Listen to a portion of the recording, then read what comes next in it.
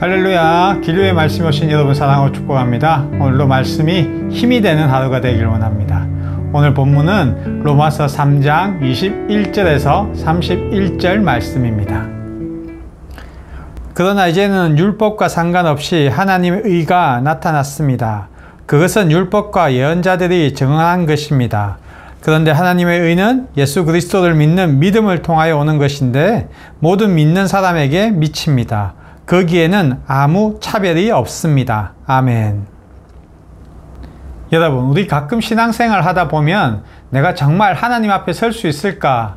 혹시 내 죄로 인해 하나님과 너무 멀어진 것은 아닐까라는 생각할 때가 있죠.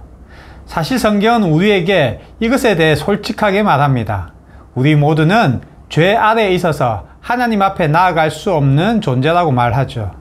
그리고 하나님이 모세를 통해 주신 율법으로도 하나님 앞에 온전히 나아갈 수 없죠. 물론 율법의 모든 규정을 완벽하게 다 지키면 하나님 앞에 나아갈 수 있습니다. 그러나 육신을 입은 인간으로서는 그 율법을 하나도 빠짐없이 온전하게 다 지킬 수 있는 인간은 없죠. 그러기에 율법은 우리를 구원시키기 위해서가 아니라 우리의 죄를 깨닫기 위해 주신 것입니다. 다시 말해 인간 스스로는 하나님과 멀어진 간극을 더 이상 메울 수가 없다는 뜻이죠. 그러나 여러분, 우리에게 한 가지 기쁜 소식이 있죠. 그건 바로 하나님은 우리를 절대 포기하지 않으신다는 겁니다. 그래서 하나님은 예수님을 이 땅에 보내셔서 우리 죄를 대신 지시고 화목제물이 되게 하신 것이죠. 화목제물이 된 예수님을 통해 저와 여러분의 죄는 씻어졌고 그로 인해 죄로 인해 갈라졌던 하나님과의 관계가 다시 회복될 수 있었죠. 오늘 이 놀라운 예수님의 구원과 그로 인해 누리는 기쁨에 대해서 나누고 우리 삶에서 어떻게 이 구원의 기쁨을 경험하며 살아갈 수 있을지 한번 살펴보겠습니다. 오늘 본문은 명확하게 모든 인간은 죄 아래에 있다고 말하죠. 그래서 하나님은 우리에게 율법을 주셨습니다. 그러나 안타깝게도 이 율법은 우리를 구원시키려고 주신 것이 아니라 우리 죄를 깨닫기 위해 주신 것이죠. 여러분, 교통법규를 한번 생각해 보세요. 신호등이나 속도 제한이나 안전벨트 같은 규정이 있잖아요. 이 규정이 있는 이유는 당신은 이걸 꼭 지켜야 안전합니다 라는 것을 알려주기 위해서죠.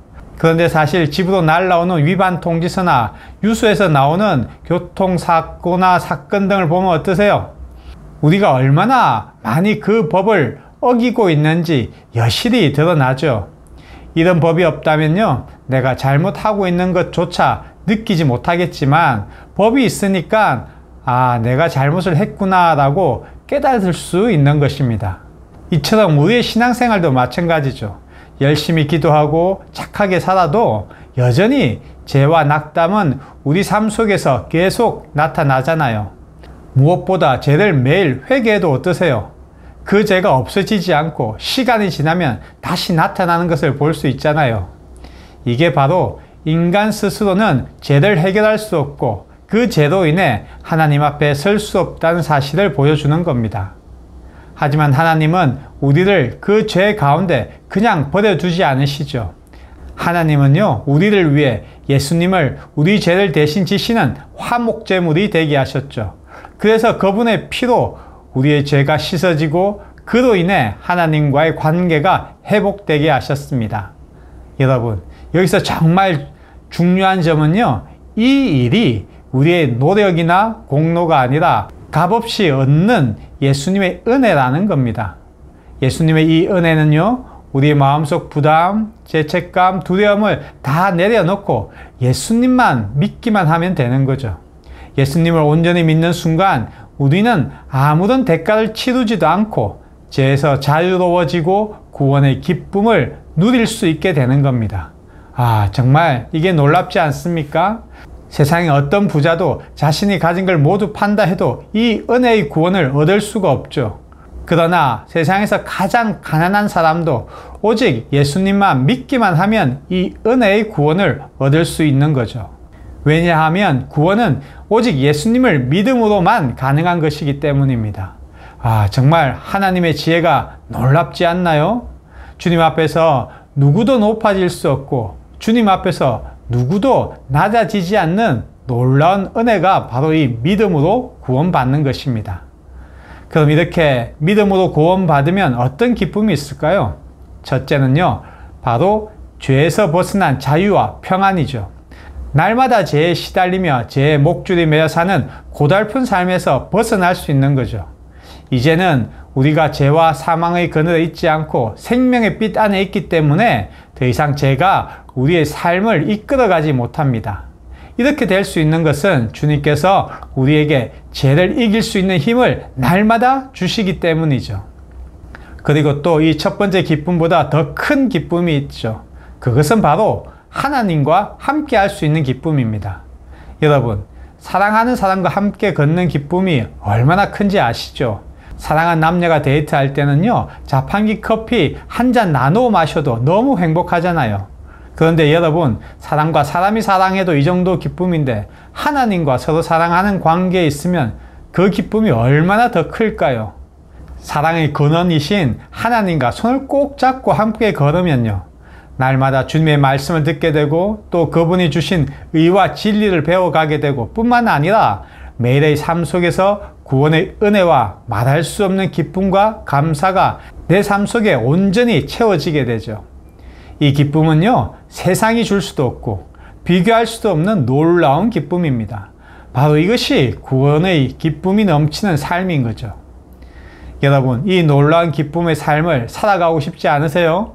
세상 명예나 권력이나 돈이나 그 어떤 것도 하나님이 주시는 이 기쁨을 이기지 못합니다. 그럼 여러분, 이제 구원받은 자로서 이 기쁨을 날마다 누리기 위해 몇 가지 권면을 드릴게요. 아침에 눈을 뜨자마자 누웠던 그 자리에서 나는 오늘도 예수님의 구원의 기쁨을 누리며 살겠습니다 라고 소리내서 한번 고백해 보세요. 그리고 직장이나 가정에서 갈등이 생길 때는요, 갈등과 분열을 일으키는 죄는 더 이상 나에게 권세를 부릴 수 없다. 나는 예수님으로 자유하다 라고 선포해 보세요. 그 선포하는 순간순간마다 하나님 안에서 갈등은 사라지고 자유와 평안을 경험하시게 될 겁니다. 그리고 예배나 찬양이나 성경 묵상을 단순히 내가 해야 할 의무로 보지 마시고 구원의 기쁨을 삶으로 표현하는 시간으로 한번 생각해 보세요.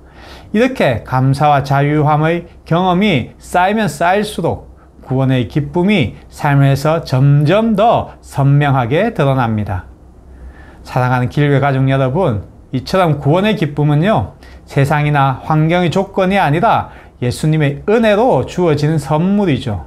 오늘 이 기쁨을 마음껏 누리며 감사로 하루를 시작하고 주신 자유와 평강 속에서 그 기쁨을 누리며 살아가는 여러분 모두가 되길 축복합니다. 오늘도 힘내세요. 사랑하고 축복합니다.